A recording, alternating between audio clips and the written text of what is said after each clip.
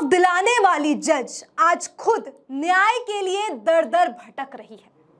नमस्कार साथियों, मेरा नाम है मेघा हिंदुस्तानी और आप देख रहे हैं द न्यूज लॉन्चर। आज मैं आपको एक ऐसी घटना, एक ऐसी त्रासदीपूर्ण घटना बताने वाली हूं कि किस प्रकार से न्याय व्यवस्था, संपूर्ण कानून की धज्जियां उड़ गई है।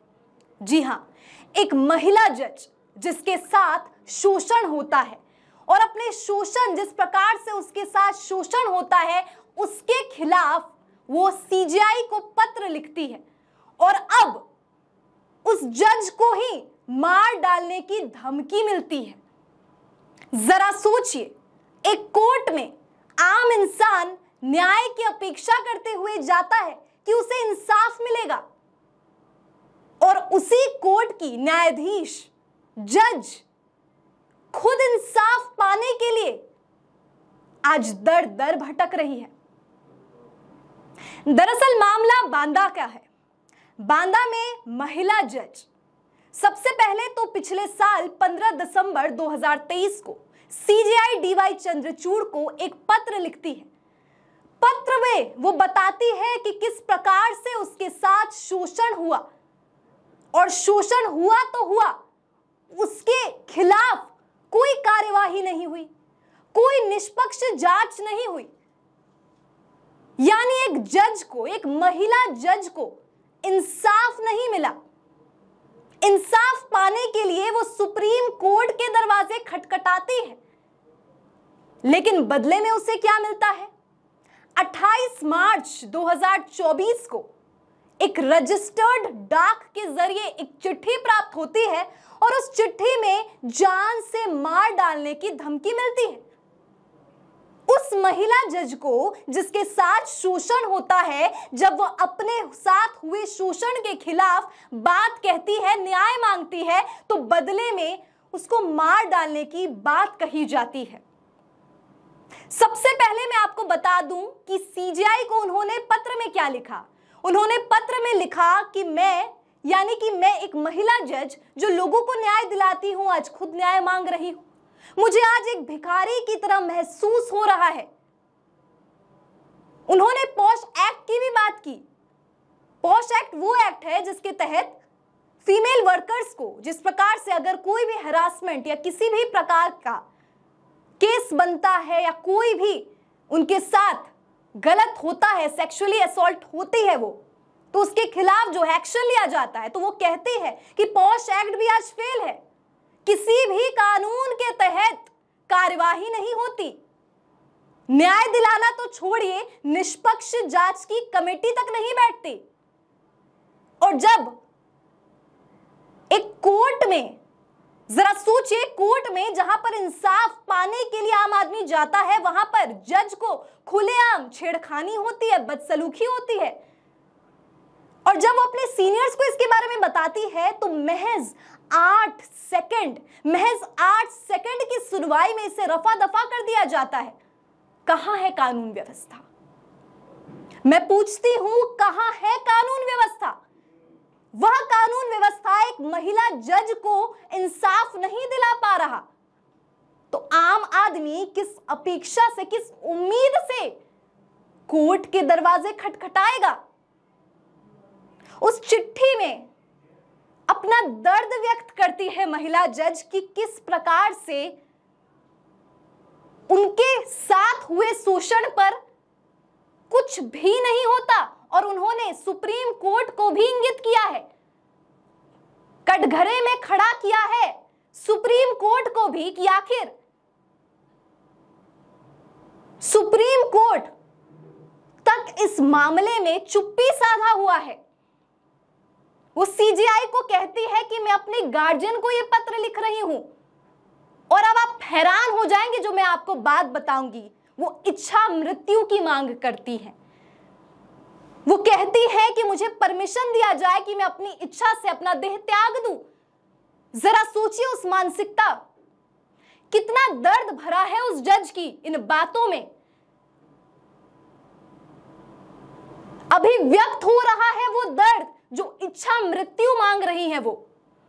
और अब इसको लेकर रजिस्टर्ड डाक से एक चिट्ठी मिलती है जिसमें नाम भी लिखता है वो मनुष्य, वो अपराधी, वो दोषी अपना नाम लिखता है, रजिस्टर्ड डाक का नंबर होता है और उसमें धमकी देने की बात करता है, जान से मार डालने की बात करता है। और ये सब कुछ सचमुच हो रहा है।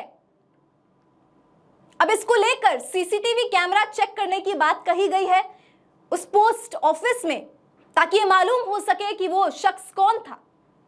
लेकिन वो अपराधी तो अपना नाम लिख रहा है, अपना फोन नंबर लिख रहा है। अब जाहिर तौर पर ये फर्जी भी हो सकता है, लेकिन इस मानसिकता का क्या और उस कानून व्यवस्था का क्या जिसको ताक पर रखकर ये सब कुछ हो रहा है। देश को, महिलाओं को, पुरुषों को, मैं कहूं तमाम लोगों को इंसाफ दिलाने के लिए आज एक महिला जज चंद्रचूड़ साहब को लिखती है कि मुझे भिखारी जैसा महसूस हो रहा है, मुझे कूड़ा महसूस हो रहा है। एक जज ये बात कह रही है। ये घटना या ये वारदात या ये कहानी महज एक कहानी, वारदात, घटना नहीं है। ये देश के, ये संविधान पर, ये कानून पर एक कलंक है। शर्म आती है जब इस प्रकार की खबरें, इस प्रकार की घटनाओं के बारे में पढ़ा जाता है। 1 साल हो गया, 1 साल पहले ये पत्र लिखा था सीजेआई डीवाई चंद्रचूड़ साहब को और अब 28 मार्च को जान से मार देने की धमकी प्राप्त होती है। और जो ये एक्सप्लॉयटेशन, हैरासमेंट यानी कि शोषण महिला जज के साथ हुआ है वो 1 साल पहले और 2021 में हुआ है, 7 अक्टूबर को हुआ है और अब 2024 है। डिस्ट्रिक्ट कोर्ट, हाई कोर्ट, तमाम कोर्ट्स का रुख करती है महिला जज, लेकिन हर बार निराशा ही प्राप्त होती है। सवाल ये सरकार से है, सरकारी व्यवस्था से है।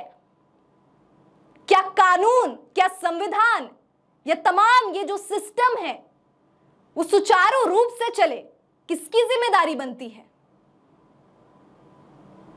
क्या दोषियों को पकड़ने, महिला जज को इंसाफ दिलाने की जिम्मेदारी किसकी बनती है? जरा सोचिए, जब एक महिला जज अपना आत्मविश्वास, आत्मबल, अपनी शर्म, अपनी इज्जत, अपनी अस्मत, सब कुछ खो बैठे और ये कानून उसे न्याय भी ना दिला पाए, तो वाकई शर्मसार कर देती है ये कानून व्यवस्था, ये सरकारी एजेंसियां, ये सरकार। किसी भी राष्ट्र में, लोकतांत्रिक राष्ट्र में कानून ढंग से पालन हो, रूल ऑफ लॉ हो, राइट टू इक्वालिटी हो, तमाम कानून जो है वो इंश्योर कराने की जिम्मेदारी सरकार की होती है। और अगर सरकार विफल हो जाए तो वाकई शर्म है। आपकी क्या राय है इस खबर पर, जिस प्रकार से आज एक महिला जज इंसाफ की लड़ाई लड़ रही है?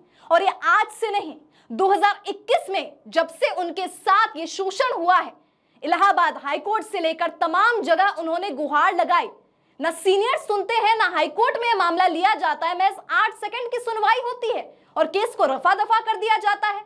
सुप्रीम कोर्ट तक ये बात पहुंचती है, चिट्ठी लिखा जाता है, लेकिन फिर भी कुछ नहीं होता। और अब खुलेआम उन्हें जान से मार डालने की धमकी मिलती है।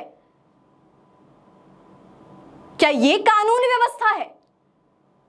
क्या सचमुच देश सुरक्षित है? कमेंट्स में अपनी राय बताइए। फिलहाल मुझे दीजिए इजाजत, मैं मिलती हूं आपसे ऐसे ही वीडियोस के साथ। धन्यवाद।